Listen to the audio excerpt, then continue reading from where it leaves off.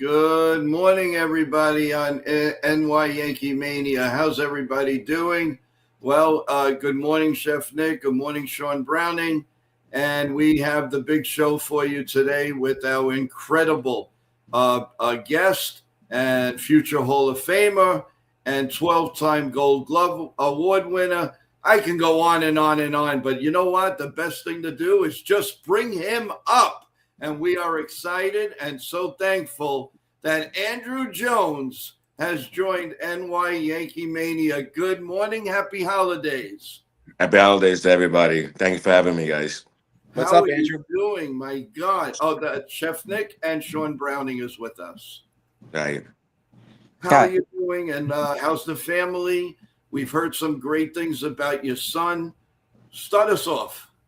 Everything is great over here. Just living life, enjoying the retirement, doing some baseball stuff around. Still work a little bit with the Braves. Do some stuff with Major League Baseball. After that, just play golf and enjoy life and watch my kids grow. Um, you know, my oldest daughter's about to get married next year, so Oh, that's congratulations. Lots of luck. that's a big one. But after that, my son is doing good. I'm proud of him, what he's decisions that he chose to do for his career and his life. So I'm just there supporting him and trying to be the best father I can. What now? I understand his baseball career is developing. Tell everybody about what's going on there. Well, I mean, he's doing good. I mean, I think when he signed, he had a big set down with a shoulder injury that kind of pushed him back, probably about a year and a half too back, and he finally getting back over there. And we've just been working in the cage right now, and I think he been in Arizona with the Diamondbacks to physically get stronger. And he had a decent year last year. You know, didn't start well, but he finished strong. So like everybody know.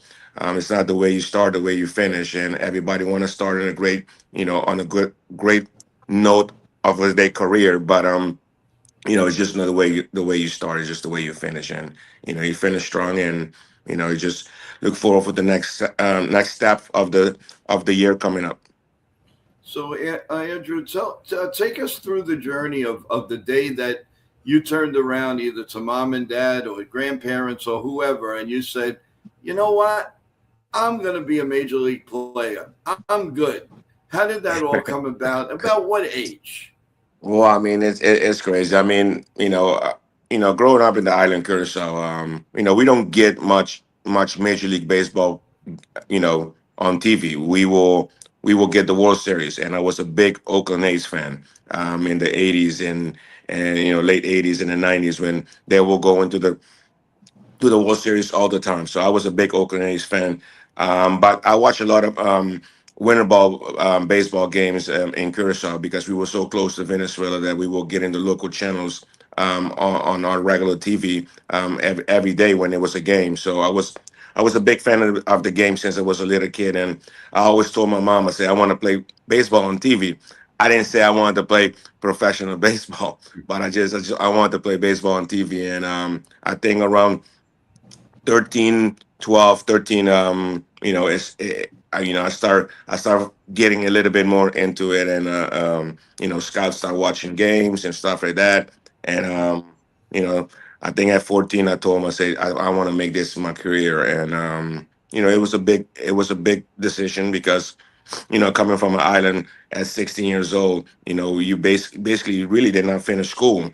um so it was a big decision to come to the States and chase a dream that is very tough. You come over here, you competing with a lot of great baseball players, that been playing more baseball than you in your whole career. So it was a big decision, and work hard, education.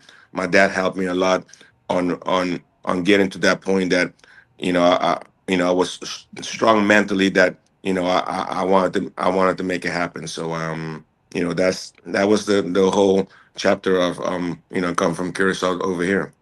Well, first of all, that's a great story. But the you're incredible. You said great players, but you're an inspiration in the outfield. You made it look so darn easy that you almost like say, is he really playing that outfield? I mean, you glided so beautifully. I mean, obviously you broke in around the 96. You were incredible in the World Series. And it's just you have to be so proud, Andrew, of what your accomplishments, and we are rah-rahing you to get right into that Hall of Fame because that's where you belong. When you at bats, you had 7,599 at bats. You had 434 homers, 1,289 RBIs. We won't, and I mean, I can go on 152 stolen bases. I can go on and on and on and on and on, but we only have like 10 hours to talk. But but I can tell you, uh, we first of all, I was very excited. Now I'm talking. Here comes the Yankee fan in me. I was extremely excited when you signed with the New York Yankees. I know exactly where I was, and believe it or not, I made a ruckus at I don't know if you've heard of the big store called Raymore and Flanagan. Well, I was in this big store of Raymore and Flanagan, and we heard that you just signed. It was around 5. I'll never forget it. 5:15 in the afternoon, and I just yelled, and everybody said, "What happened?" I had a Yankee shirt on, a Yankee hat. I said, "The Yankees got Andruw Jones." And I went absolutely bananas. I was so excited. I mean, it was towards my end of my career. I wish I could have played more over there. When I came there, I was, basically not an everyday player no more. But I enjoy every bit of it. So many years I played against them. We played twice against them in World Series. We lost both times against them in the World Series. But got a chance to put the pinstripe on and have your name mentioned in the Yankee Stadium as a Yankee player was very excited. I think the experience that I have in New York was very good. I enjoy every bit of it. I thank the Yankees organization to give me an opportunity to continue to career my career towards my end of my career to go there and play and have that experience of being a Yankee. That's awesome.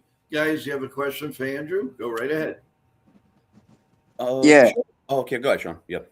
Well, Andrew, what was it like that moment that the Braves let you know that you were getting called up to the big show, and what was it through that debut?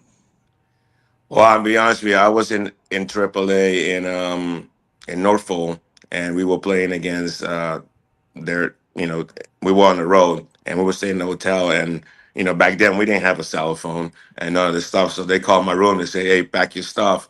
You going up to the major league." I was like, "You guys joking?" I was just in A ball playing in A ball and then got moved up to double A, then I got moved up to triple A. So I was like, you guys are playing. And when I got to the clubhouse, they told me, "Hey, Andrew, you got called up to the major league." But I had some feeling in it because I always play center fielder, and our manager came and said, "Andrew, we want you to play right field today." And I was like, I'm not a right fielder, I'm a center fielder."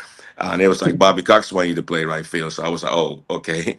All right. So we go play right field. And true story, first ball go over my head. I come up, I fire to second base. I'm pissed off. I'm like, "I told you guys I'm not a right fielder."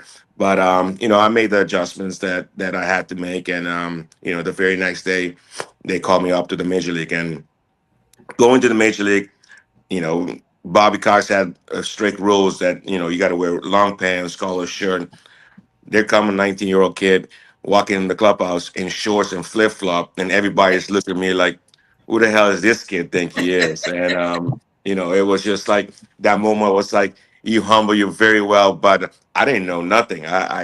Nobody told me anything about the rules, the anything. They would say you're gonna get called up, and in the minor league, it's hot as hell down in the minor league, and you wearing shorts and flip flop and t-shirt, and I just packed my stuff and went to the airport and landed in Philadelphia, went to the stadium, and I walk in and everybody greeted me very well. And I didn't play the first game, but I played the second game, and after that, the big journey start. The moment of, this is true, you made it. Now you have to work hard to stay there. And I think the opportunity that the Braves gave me to showing that I can play, I can play the game, I can play on the highest level, and stay there was a big chance that I took advantage of. Awesome. Nick, you have a question? Sure, Andrew. Thank you, Andrew, for joining NY Yankee Mania. Thank you for your time to come on. I just had a question in regards to your MLB career from Atlanta to the Dodgers to the Rangers to the White Sox to the Yankees and even Japan too, right? Yes, Yeah. sir. So just tell us about how your work preparation, your work ethic, and did it change when with all the teams, like especially with the Braves? I know that your major chunk of your career was on the Braves, but going to other teams, especially the Braves, let's just say, how did you have any mentors? Did you have any specific work preparation or ethic that changed over the time? No, I mean, things change. I mean, you're getting older. You have to prepare yourself different. When you're young, 19, 20, you can wake up at the bat and just go out there and play. But as older you get, you have to start prepare yourself better. With the Braves, I mean, obviously with the Braves, I play every day. I show up and I went out there and I helped my team win and did what I need to do to be successful.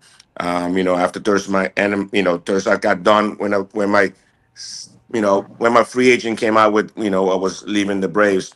It was tough, to be honest with you, because you've been with one team with since you were 16 years old, and trying to go to another team, it was tough.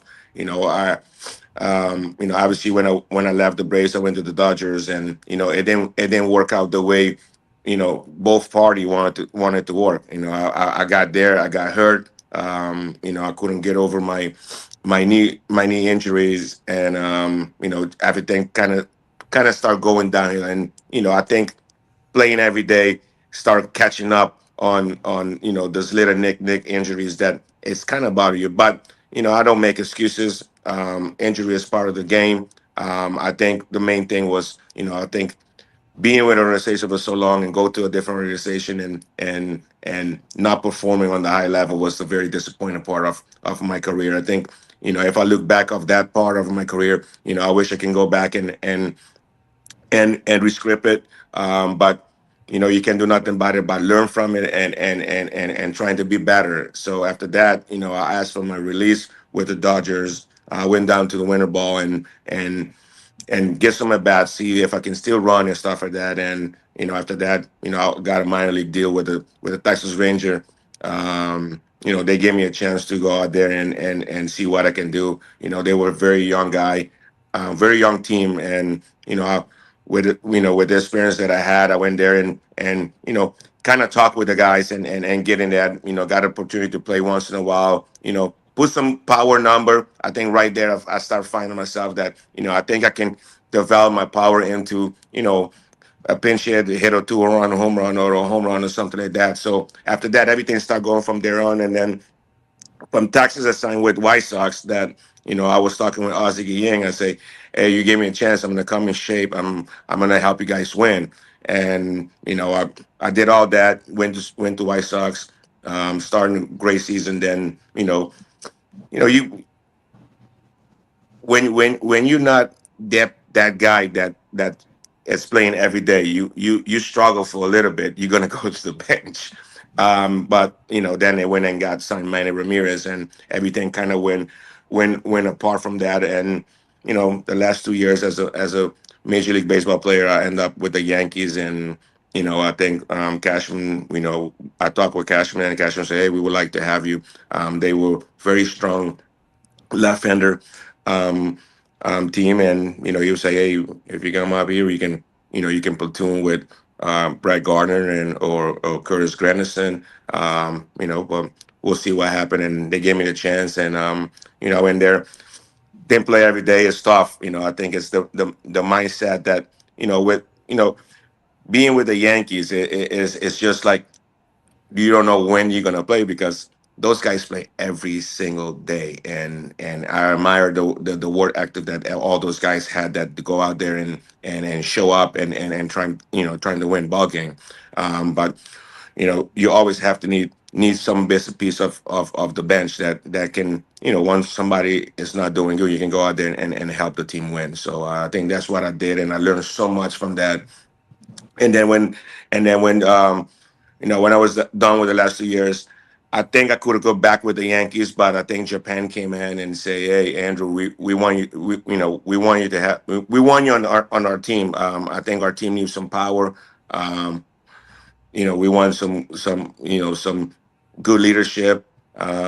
So I talked with my family about it, and I made a decision that if I go there, I can, I feel like I still can play every day. I can go out there and do something and help the team win. So went there my first year. We win the championship over there. Obviously, we had Tanaka as our ace. That was incredible before he came to the Yankees. And then I end up staying 2 years there. So it was a great experience. I felt like I wasn't done yet. I think I was probably 38, maybe 39, I think. Um, but my kids were getting older, and I needed to be around them for a little bit. I tried to come back. We talked with the Braves a little bit about just give me a chance to a shot as if I go to spring training, I make the team. If I don't, I retire, and it never happened. But after that, you just call it a career. You're trying to think that you can still play a little bit, but as older you get, the harder as it gets. So I made a decision with my parents and my agent, and I call it a career. Wow, that Wow. that is an incredible story, Andrew. Unbelievable, Andrew. I do want to just tell you something. There is a glitch in the YouTube chat and everything, so I'm getting a lot in my email. So I'm sorting out the questions, Hmm. and I feel very very bad. But they're watching, but they can't put too much on for some reason on the chat, so they're putting it in my email. So if it's okay with you, if I could ask you a few questions Yeah. from the chat, I appreciate it. All right. Well, we're gonna start out with Bob Rizzo, and Bob asked Andrew, when you came to the Yankees, I was just starting to understand what baseball was all about, and I didn't really understand it until you came, and they kept talking about all your Gold Gloves. How important is the Gold Gloves in your opinion? And would you trade that all in for the Hall of Fame, or is the world? What is the most important for you? Good. Uh, that's a good question. You know, Without the Gold Glove, won't be mentioned into the Hall of Fame, so I won't trade none of that for that. Um, you know, I took defense very important. I took it. I wanted to be the best at my position. Um, you know, I had so many great mentor to the minor league. Willie Starger, Gary Pettis, guys like that mentored me through my whole career through the minor league, coming through the Braves organization. So I took defense very very serious, and I was very proud of going out there and help my team because I was the only one that was going to do that spot right there at that position. It was not going to be two center fielders; it's going to be only one center fielder. So I focused so much on it to be good at it. And I think the work ethic, using my instincts, learning the hitter, learning my pitchers, helped me, get all those Gold Gloves that I have. But to change it for the Hall of Fame, um, it's a tough question. Without the Gold Glove, it won't be no Hall of Fame mention. So that's a no. Cool. Okay. Teresa asks, we really enjoyed you, Andrew. She's a lifelong Met fan. So Hey. you did a lot against the Mets. And she says, no, thank you to that. But she does say, you're a wonderful player, and we want to see you get into the Hall of Fame. No, Teresa, thank you very much. obviously, the Mets always been, very rivalry kind of against with us when we were playing with the Braves.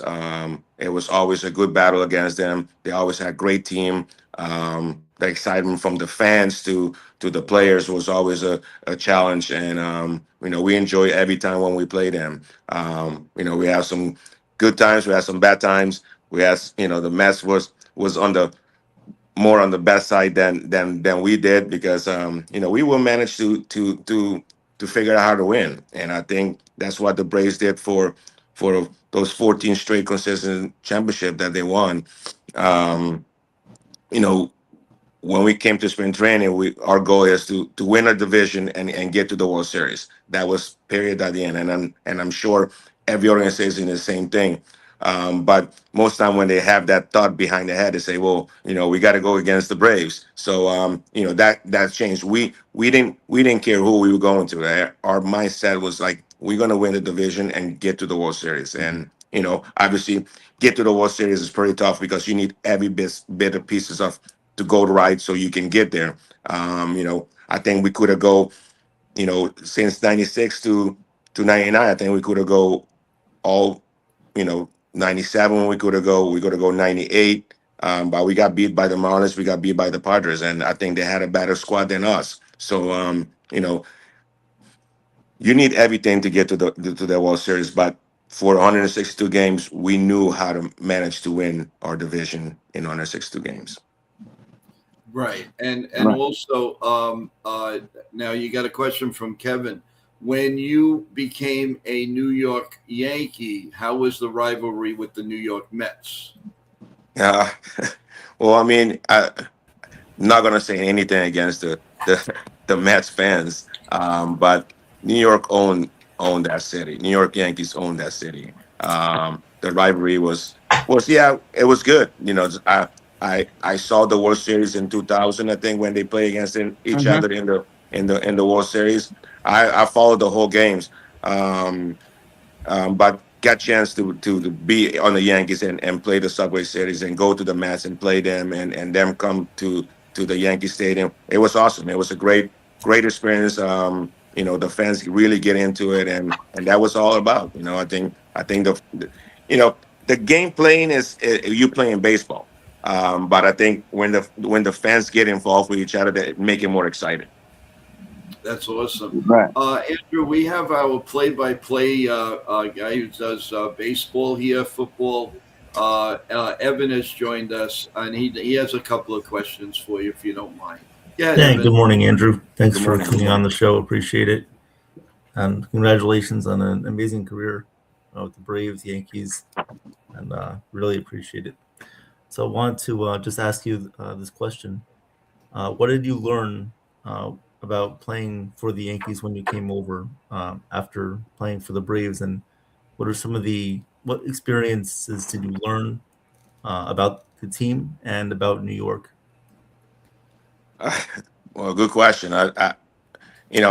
Earlier I was talking about, say, I went to the Yankees when I was not playing every day. So, the mindset of the media getting on you and all this stuff and the fans and stuff like that, it was a little different. I think they gave you a little grief because they know you don't play every day. And, you go out there, you have two bad game and, they kind of overlook a little bit because you're not that nine players that is playing every day. But I enjoy every bit of it. I think the organization is a very good organization, first class organization.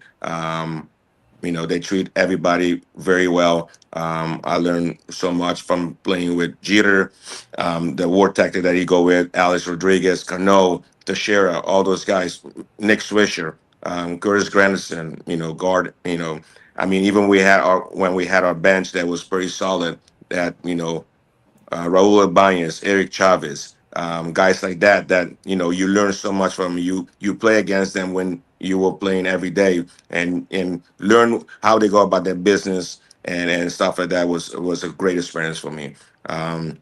Obviously the Yankees was the last team that I played in Major League for. You know, we had chance to get to the World Series and we got lost against Detroit. But you know, it, the Yankees is just one of those teams that is an icon. You know, I think I say it before. You know, I think everybody will love to wear the pinstripe one time in their career to experience being a Yankee. So for me to have the chance to do it 2 years in a row was amazing. We have another question from Assad, and he asked, Andrew, first of all, thanks for being here.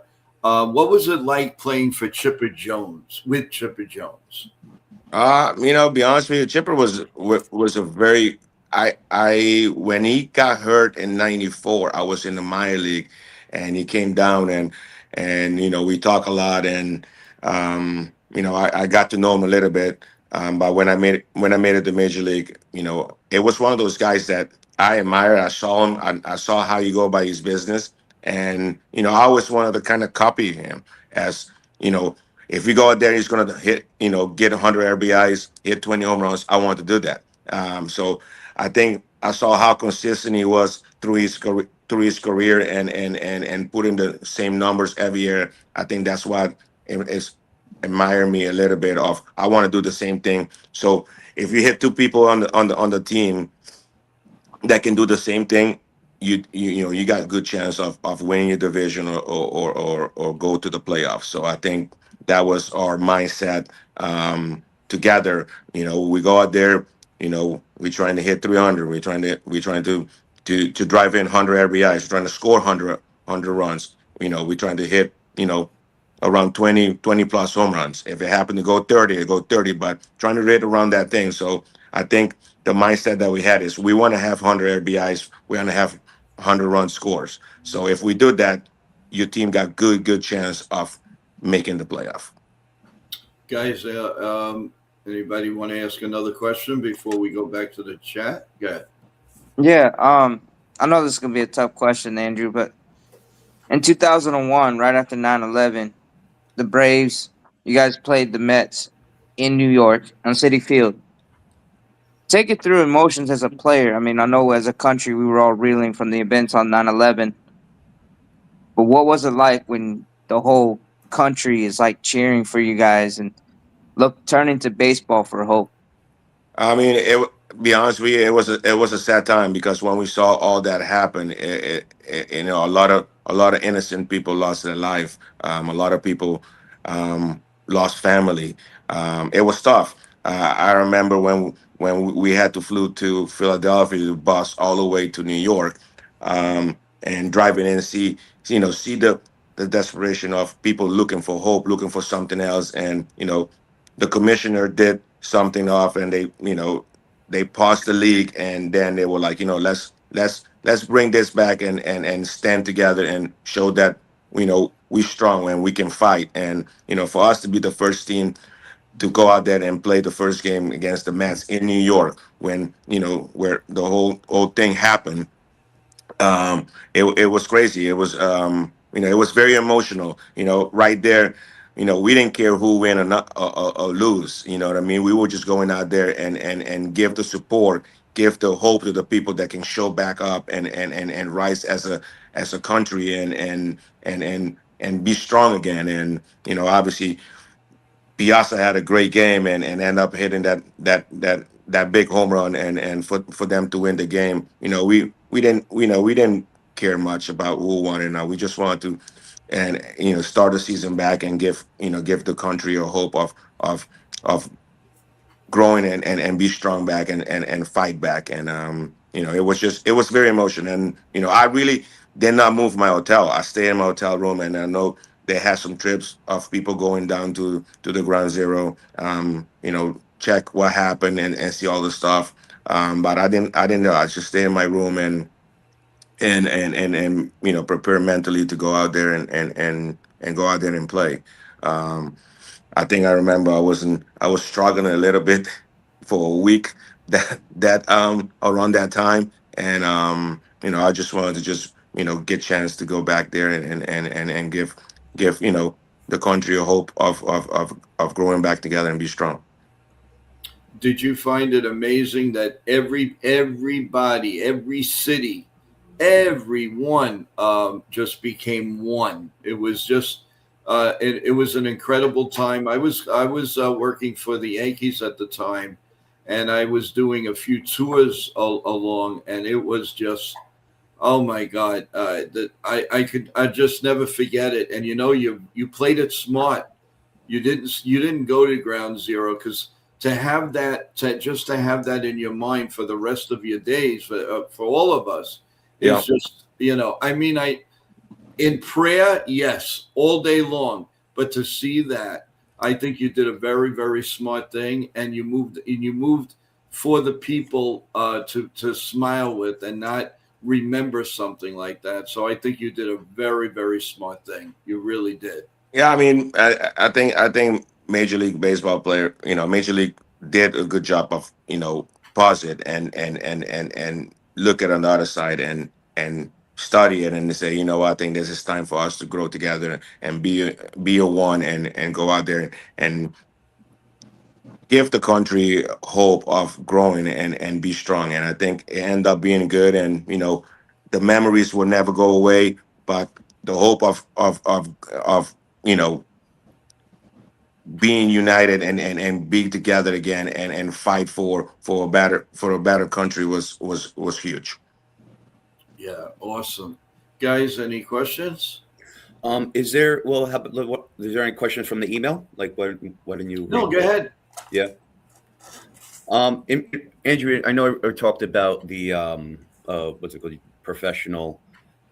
your professional career, and I always pretty much ask this to other guests as well. Just want to get their take on that. What do you think with a mix of, or let's just say now, like what they're doing with analytics, or a mix of back with Atlanta?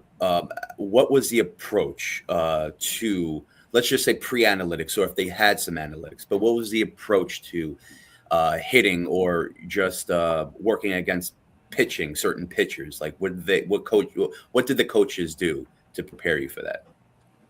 Well, I think, to be honest with you, it really never changed. Baseball is never Yeah. going to change. You still got to hit the ball, catch the ball, Mhm. run, throw, all that. It's going to be, I think the analytics is a little bit more information. Okay. Back then, we called that scouting report.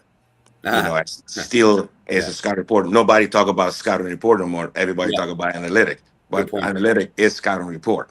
So we pay a lot of attention to the scouting report, and we watch videos just like everybody watch now.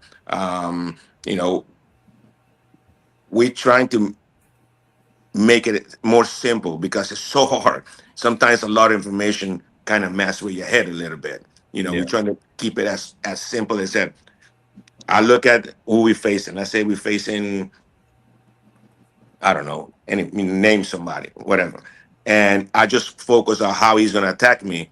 I'm not going to focus on what all the analytics is telling about him. Yeah. He's spin rate, all that, and this and that. No, I'm just going to look at what the way he's going to attack me, and I'm looking at where he's normally going to attack me to get me out. I basically don't look for my pitch, be honest with you, because you're not going to get your pitch.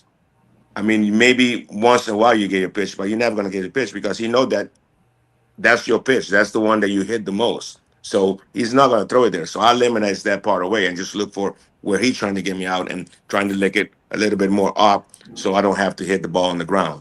So the information that the analytic and all this stuff, the information is good. It's it was just a scouting report on a higher level. So when I talk with the guys in spring training, and I tell them all the time, hey, it's the information is a true information, but it's not 100% information because that guy is not 100%. You're not 100% when you break spring training. So you just need to make your adjustments and use your instincts. My main thing that I tell all the guys all the time, I say, make sure you use your instincts. Don't be a robot. Use your instincts because if you use your instinct, you're gonna be a better player than the other guy. So Hmm. that's my thing on analytic. Good point. Thank you. Very good. Great point. Evan or Sean, any other questions before we ask a couple of more and then bring up a Yeah. little surprise for Andrew? Sean, Yeah. oh yeah, go ahead, Sean. What was it like playing for Bobby Cox, a legendary manager? Bobby Cox was my it was like my father, to be honest with you. You know, he first I give him so much credit for just to believe in me, give me the opportunity to go out there and play. I think when I came in '96, I was all over the place. '97, I was playing platoon. By '98, he finally was like, "Hey, Andrew, center field is yours. Go out there and be great." And when somebody tell you that, he believe in you, so you don't want to never let him down. So I gave him so much credit. Like I said, I gave Atlanta Braves a lot of credit of giving me the opportunity to sign as a professional. But Bobby, to give me the chance to be myself at center field and do what I did. Um, you know, like I said, when we go into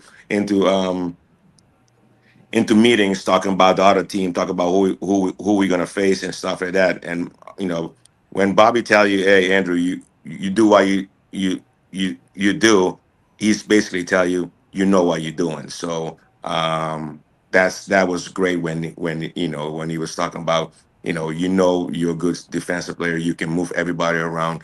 You know the game. You study the game. You know who's pitching, who's hitting. So he just go out there and let you go out there and be free. Wow, that is awesome. I'll tell you, and you had different managers. I mean, obviously, I now you answered the question. Bobby Cox is your mentor, and somebody that you really look up to. And I had the pleasure of meeting him once, and he was nothing but kind, very very kind man. And you could see how much he loved his players. He loves his players, and to see you guys grow. And what about playing with Greg Maddux and John Smoltz? I mean, you guys had just a bunch of all stars and unbelievable. And let me ask you something: how would you think they would fend today with the modern, with everybody throwing 100, 102 miles an hour and all of that? I think you would do well because you're a great fastball hitter. But what about the pitches? What do you take on that as of today? Well, I mean, let me answer the first one. Playing with those guys, they made me better because when they on the mouth, they go out there and they make their pitches, and I was trying to make the plays. I remember sometimes Madison will ask me questions like, "How you gonna pitch this guy?" I say, "I don't know. You're the pitcher. So if you're gonna if you you know Madison was like one of those guys. He liked to ask a lot of questions. He's a study. He watch everything, and he always says like, "Hey, where should I pitch this guy?" I say, "If you're gonna throw that over here, I will be here for it." So I think learning those guys and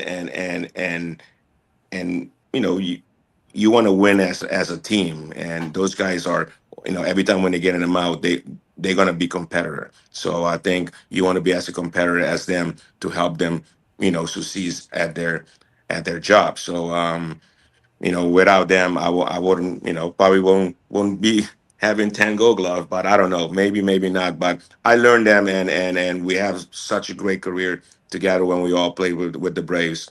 But the other question is, those guys are, the velocity is a thing. Know how to pitch is a different thing. You can have a guy that throw 100, he just throw 100 and throw it down the middle. But if you have a guy that throw 100 and know how to spot the pitch, is a different story. He will come dominate.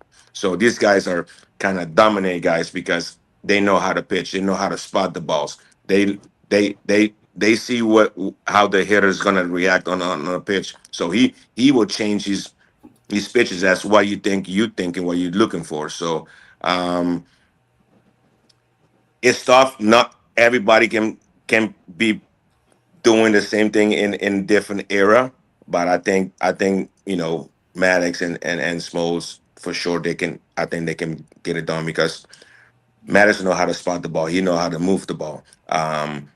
John Smoltz had a tremendous slider. He had a split. So those guys can still do it in this era now.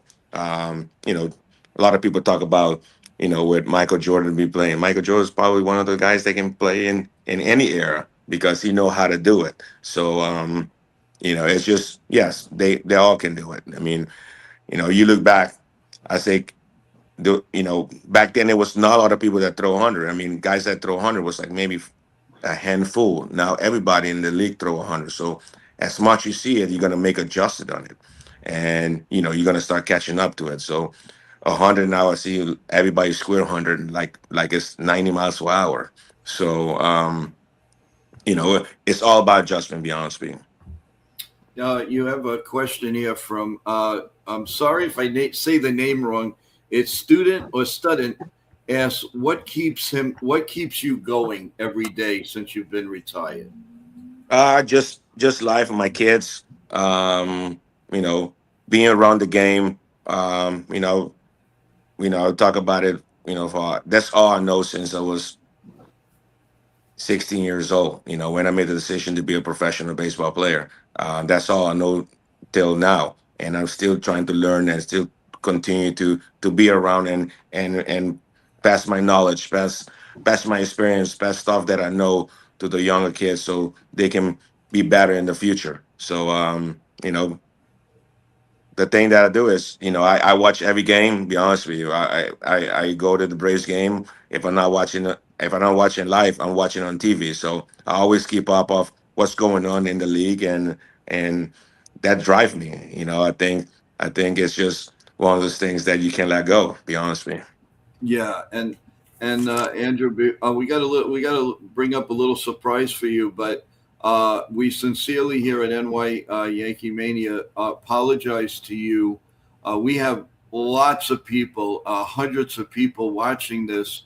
Unfortunately, they can't put anything into the stream as far as questions, so my email is flooded, and we would, since first of all, again, we totally apologize, Andrew. It's something beyond our control, and if you would be so kind, maybe at the beginning of the new year, we'd love to have you back on, because you deserve the big attention, and we would love to have you on again. Yeah, no problem. I would love to. This was great. I mean, it's a lot of good questions. I love talk baseball. I love talk, careers and stuff like that. It's just like I say, that's all I know since I was a little kid, and I still continue to learn, and trying to learn the new ways, and all the new analytics, all the stuff. So it's a thing, and I- you know, I'm always around the game. I love the game. I always gonna love this game, no matter what it is or not. So, just like to be around of it. Yeah, and definitely, and we cannot wait, because I feel honored to be interviewing a future Hall of Famer, and that's going to come real soon, and we are going to celebrate that. And but I do have a little surprise for you. You might Okay. recognize this gentleman, and Yo, here he is. yeah.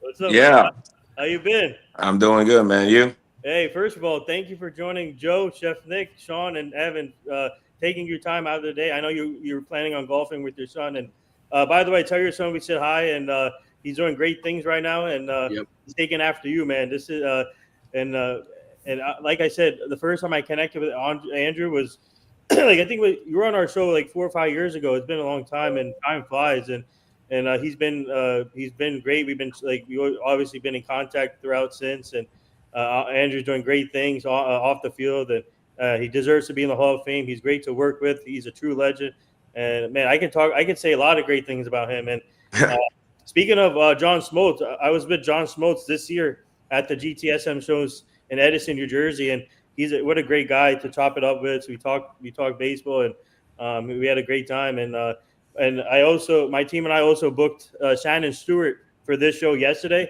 So Okay. Shannon, hi to you, by the way. All right, awesome, awesome, awesome. Thank you for having me, guys. And I look forward to do it again. Like I say, I love sport, and especially baseball. Yeah. Yeah, and as spring training, once we get rid of the Super Bowl and all that good stuff, we're going to be doing, Yankee updates, Atlanta. We're gonna go around all the teams. So we would love to get your input on a lot of that. And I'm sure the people, I'm disappointed myself that we can't put all of these things for some reason. There's a glitch, but the next time you come, Andrew, it will be carte blanche. I promise you. And if you would just give us, a little bit more of your time, we'd really appreciate it. And No we problem. sincerely apologize. No problem. I totally understand those things happen. But yeah, I would love to be back on and chit chat again. Awesome. Great. Yeah, Guys, thank you have any other questions before we let Andrew go play golf? Let him play golf. No. Thank you. Yeah. I kind of keep looking at the weather, and the sun is coming out, but it's still chilly. So I text message and I was like, "Hey, are you sure you want to play?" And he's like, "Yeah, let's go." So I'm ready. I gotta get going. Are you? Yeah. You're in Arizona right now, or Florida? No, I'm in Atlanta. Atlanta. Okay. Oh, man. Yeah. Well, It's a little you chilly. know how southern weather is. Yeah, Southern weather can change on a dime. yeah. It's we can have a 50-day, we can have a 38-day. So it is what it is. But he wanted to play, so I'm just gonna go out there and hang out with him. Yeah. Tell Oh, me. Yeah. good. Hi, also, what are your thoughts on the Braves getting Suarez, real quick?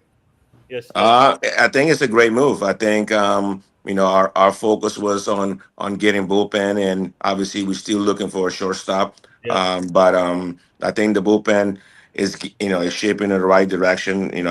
Signing Iglesias back and Suarez. That's two number eight and nine right there. So obviously everybody from 7 to 6, whatever. But that's two good arms right there for the back of the bullpen. Yeah. Awesome. Well, if again, first of all, we here at NYYANKEEMANIA wish you and your family the best and healthiest holidays and New Year, and we hope you totally have a great time and a safe no matter what you're doing. And we can't wait to have you back on, Andrew, and Hall of Fame is calling, my man. We can't wait. We can't Yeah. wait. Thank you. Yeah. Happy holidays to everybody. I appreciate being on. Thank you so All much. right. You have a great weekend. Thank you, Thank Andrew. you. You guys too. See you. You too. Take See you. care, everyone. Take care, Andrew. Thank you. Good job. All Great right, job, guys. everyone. Thank You guys killed it, but unfortunately, the Thank- stream, the YouTube, I don't know what's going on. All of a sudden, this had to happen on this day. Yeah. I've gotten a note. If we want to continue the stream, we have to log out and come back with a new stream.